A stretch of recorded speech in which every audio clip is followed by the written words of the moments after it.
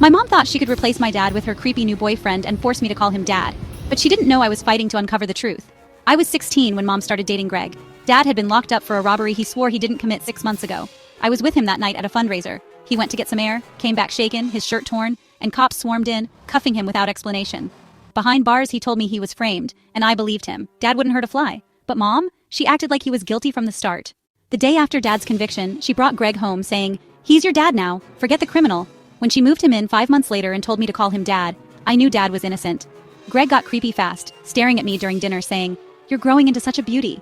My skin crawled, I told Mom once, but she rolled her eyes saying, "Stop being dramatic." She must have told Greg because that night he grabbed my wrist hissing, "Don't start trouble, little girl." It left a bruise. I kept a secret. I was messaging Dad through a burner account on a chat app. Things got worse when Mom signed me up for Greg's gym classes at school. He was a coach, without asking.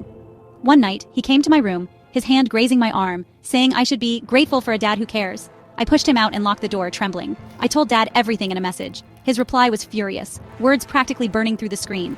He told me to protect myself at all costs and to find his old Marine buddy, Uncle Mike, who'd help me. "He's family," Dad said, giving me Mike's number. I snuck out to meet Mike at a diner.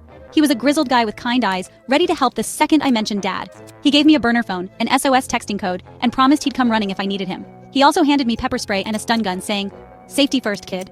When I told him I wanted to prove Dad's innocence, he nodded, teaching me to check for evidence like car dashcams, text histories, or hidden emails.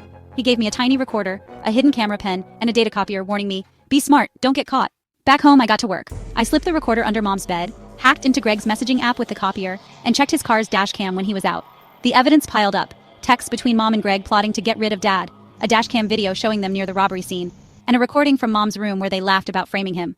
I was ready to take it all to Mike and call the cops, but that night, Greg came home early, alone. Mom was at work. He cornered me, his eyes cold, pushing me toward my room. "Time to be a good daughter," he sneered, shoving me onto the bed. I grabbed the pepper spray from my pocket and blasted his face. He screamed, clutching his eyes. I kicked him hard between the legs and he crumpled. I bolted, texting Mike's SOS code.